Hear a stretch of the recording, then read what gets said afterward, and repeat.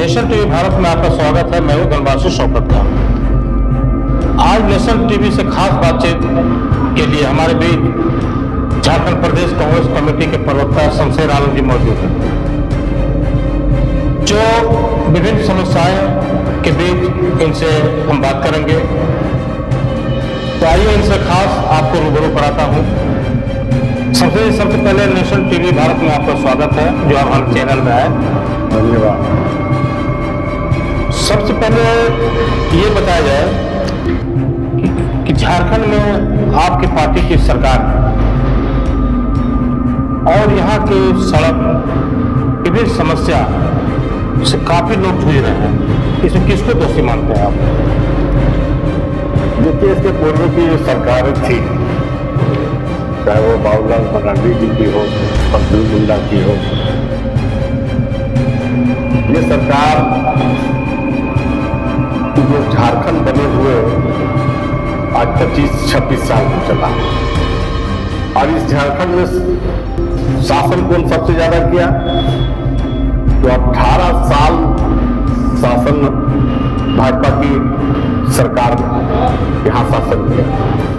झारखंड बनने के बाद जो विकास होनी चाहिए थी, वो विकास ना होकर के केवल रघुवर दास जी हो, चाहे अर्जुन मुंडा जी हो, बाबूलाल मरांडी जी हो, ये लोग सिर्फ नौटंकी करके बातें की है। जो विकास होना चाहिए, गांव का विकास होना चाहिए, शहर का जो विकास होना चाहिए, सड़क की विकास होनी चाहिए, तो बिजली की जो सही व्यवस्था होनी चाहिए थी, वो सब ना हो करके ये अपने पूंजीपतियों को ला करके सिर्फ झारखंड को लूटने का चारगाह बना है। आज भी बहुत से अस्पतालों में इस तरह की स्थिति है, जो कि मरीजों को दवाइयाँ बाहर से खरीदना पड़ रहा है।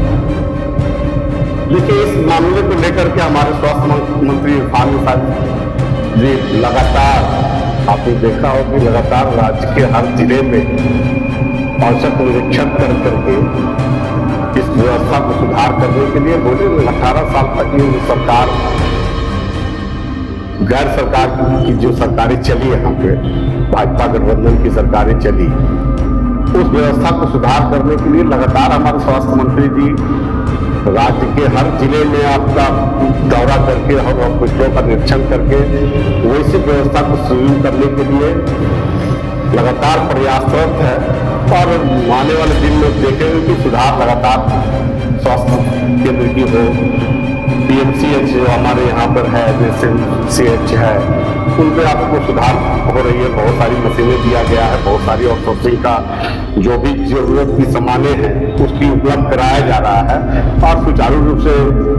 और कुछ ऐसी शिकायतें मिल रही है, जो शिकायत मिल रही है तो निश्चित पर उसको सुधार किया जाएगा। झारखंड में बेरोजगारी पर क्या कहेंगे आप? हमारे झारखंड में सरकार आपकी है, अब बेरोजगारी 10 की 10 है।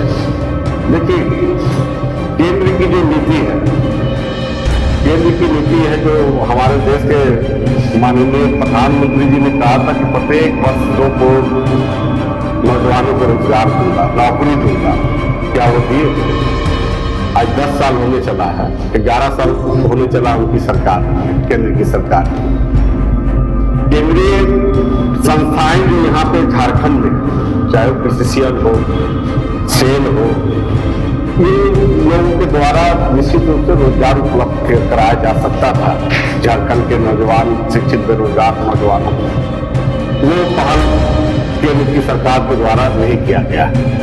पार्टी समर्पित, क्योंकि अगले नगर निगम चुनाव में, मेयर के चुनाव में हमसे द्वितीय स्थान हमने प्राप्त किया था, और इस बार अगर पार्टी चाहेगी तो देखा जाएगा आगे समय आने पर। अभी जिला अध्यक्ष का चुनाव का पूरा दावेदारी चल रहा है धनबाद जिला में। जी, उस पर क्या कहना चाहेंगे? देखिए, जिला अध्यक्ष का यही तो बात है हमारे कांग्रेस पार्टी में।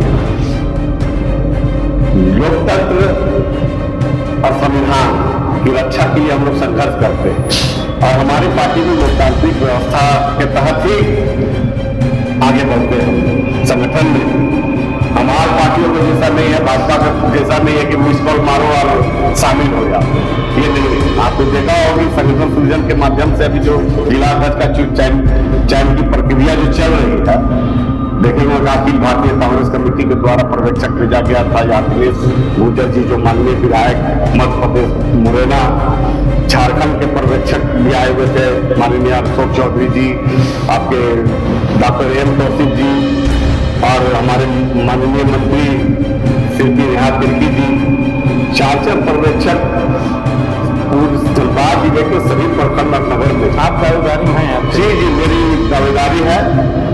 और दावेदारी इसलिए कि राहुल जी हमको लोगों को सिखलाया है। राहुल जी ने कहा कि अपने अधिकार के लिए आगे बढ़ो। राहुल जी का ये नारा है, जिसकी जितनी आबादी उसकी उतनी भागीदारी। तो क्यों नहीं, मैं सब मेरी आबादी के हिसाब से मैं भी अपना हिस्सेदारी मांग रहा हूँ। अब आला कमान इसका तय करेगा हमारे माननीय नेता राहुल गांधी और हमारे माननीय राष्ट्रीय अध्यक्ष मल्लिकार्जुन खड़गे साहब और हमारे प्रभारी के राजू साहब और संगठन प्रभारी केसी वेणुगोपाल साहब, ये सब नजर से देख रहे हैं कि जमीनी स्तर को आगे बढ़ाएं ताकि पार्टी का संगठन मजबूत हो। जो वर्तमान की स्थिति है, केंद्र की जो स्थिति है, देश की जो स्थिति है, जब तक कांग्रेस मजबूत नहीं होगा तो देश की मजबूती की बात हम बेमानी करेंगे।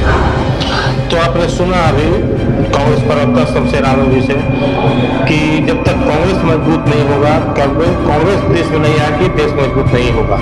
साथ ही इन्होंने कहा, आरोप लगाया है कि जो भी अवैध उत्खनन हो रहा है वो सभी जो है केंद्र सरकार के अधीन आते हैं। CISF है जो कि केंद्र सरकार के अधीन है। अब उसमें जिम्मेवार कौन है, इसकी जांच होनी चाहिए। धन्यवाद।